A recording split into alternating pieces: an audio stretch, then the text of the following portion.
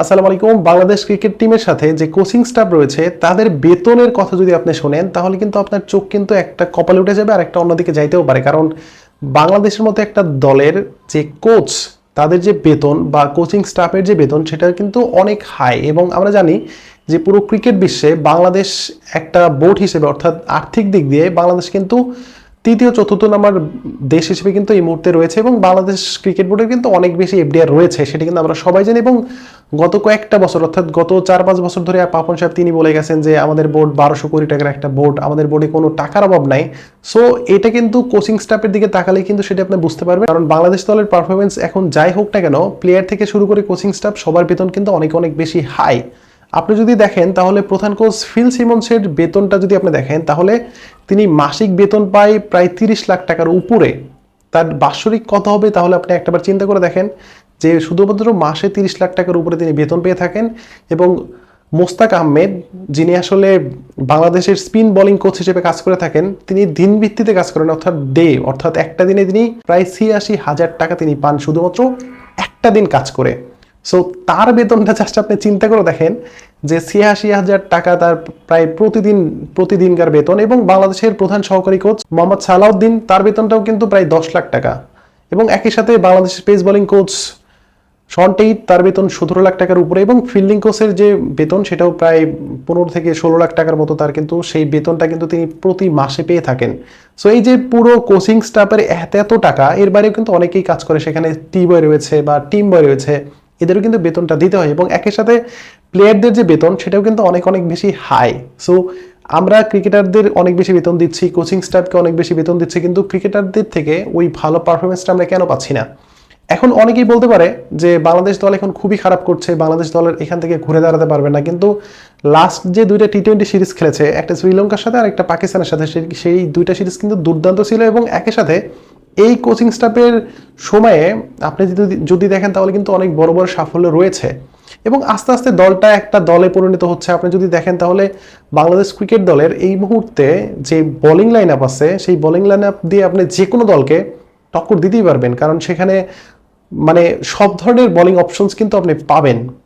শেখ মেহেদী রয়েছে, রিশাদ হোসেন রয়েছে, মেহেদী হাসান মিরাজ রয়েছে, পেসারদের মধ্যে মোস্তাফিজুর রহমান রয়েছে, তাসকিন আহমেদ রয়েছে, সেখানে শরীফুল ইসলাম রয়েছে বা তানজিম হাসান সাকিবের মতো প্লেয়াররা রয়েছে। আপনি যদি ফিনিশিং রোলটা যদি খুঁজতে যান সেখানে জাকের আলী আছে, সেখানে শামীম হোসেন পাটোয়ারি রয়েছে।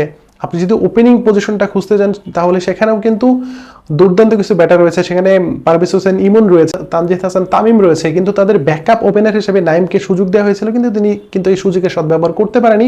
সো নাইমের জায়গায় খুব সম্ভবত নাজমুল হাসান শান্ত তিনি আবার দলে ব্যাক করবে, এমনটা কিন্তু আমরা শুনতেই পাচ্ছি। এবং দলের ক্যাপ্টেন হিসেবে লিটন কুমার দাস তিনি রয়েছে। অর্থাৎ আমি টি20 দলের যে একটা পুরো স্কোয়াড সেটা নিয়ে আমি কথা বলছি। সো আগামী এশিয়া কাপ যেহেতু টি20 ফর্মেটে হবে, সো এখানে কিন্তু আপনি দলটার দিকে তাকান, দলটা কিন্তু মোটামুটি ভালো একটা শেপে রয়েছে। এবং মোটামুটি বলতে পারেন যে একটা দল হিসেবে খেলার জন্য যে স্কোয়াডটা দরকার সেই স্কোয়াড কিন্তু ফিল সিমন্স এবং মোহাম্মদ সালাউদ্দিনের যে কোচিং প্যানেল সেটা কিন্তু খুঁজে পেয়েছে। এবং এখান থেকে ভালো কিছু করা সম্ভব, কারণ প্রত্যেকটা প্লেয়ার কিন্তু অনেক বেশি এনার্জেটিক।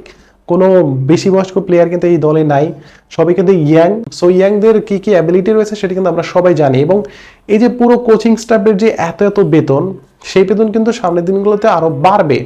আবার এটা তো শুধুমাত্র তাদের মাসিক বেতন, এখানে আপনি যদি দেখেন তাহলে দৈনিক ভাতা রয়েছে, ভ্রমণ ভাতা রয়েছে, সেখানে আমাদের চিকিৎসা ভাতা রয়েছে। এবং অনেক ধরনের ভাতা দিয়ে মোটামুটি একটা কোচ বছরে অনেকগুলো টাকা ইনকাম করে ফেলেন। যেমন আপনি যদি দেখেন তাহলে ফিল সিমন্সের কথা আপনি চিন্তা করে দেখেন, মাসে 30 লাখ টাকা পেলে আপনি এক বছরে কত টাকা হিসাব করে আপনি দেখতে পারেন। সো এই যে পুরো কোচিং স্টাফে বাংলাদেশ ক্রিকেট বোর্ড এত টাকা ইনভেস্ট করে, সেখান থেকে আমরা অনেকেই বুঝি এবং খুঁজতে যাই যে বাংলাদেশ দলের পারফরমেন্সটা আসলে কোথায়। দেখেন মাইটি অস্ট্রেলিয়া তারা কিন্তু 6 বারের বিশ্ব চ্যাম্পিয়ন, ওডিআইতে টি20 চ্যাম্পিয়নও তারা কিছুদিন আগে হয়েছে। বাট এই মাইটি অস্ট্রেলিয়া যখন তাদের দলটা ছিল, যে রিকু পয়েন্টিং ছিল, সেখানে মাইকেল ক্লার্ক ছিল, সেখানে অ্যাডাম গিলগিস ছিল, যে দলটা তখন ছিল, সেই দলটা যখন তারা একে একে সবাই অবসর নেয়, মাইটি অস্ট্রেলিয়ার মতো দল কিন্তু সেখানে ধুঁকতে ছিল। বা আপনি যদি শ্রীলঙ্কার দিকে তাকান তাহলে মাহেলা জয়াবর্ধনে বা দিলশান বা কুমার সাঙ্গাকারা যখন দল থেকে চলে যায়, তখন কিন্তু সেই দলটাও কিন্তু অনেক বেশি মানে বলতে পারেন যে খুব একটা রেগুলার পারফরমেন্স করতে পারেনি। কিন্তু যখন শ্রীলঙ্কান দলটা একটা মোটামুটি ভালো স্কোয়াড হাতে পেয়েছে, সেটা পেতেও কিন্তু 2 থেকে 3 বছর ওয়েট করতে হয়েছে। সো তাদেরও কিন্তু সেখানে অনেক কষ্ট করে বা অনেক মানে আপস অ্যান্ড ডাউনের মধ্যে দিয়ে তাদের কিন্তু এসেছে এবং তারা কিন্তু মোটামুটি এখন ভালো একটা ভিত্তি পেয়েছে। আবার যদি আপনি ইন্ডিয়ার কথাও দেখেন তাহলে ইন্ডিয়ারও কিন্তু সেম একটা পর্যায়ে তাদের এই সিচুয়েশনে তারা পড়েছিল।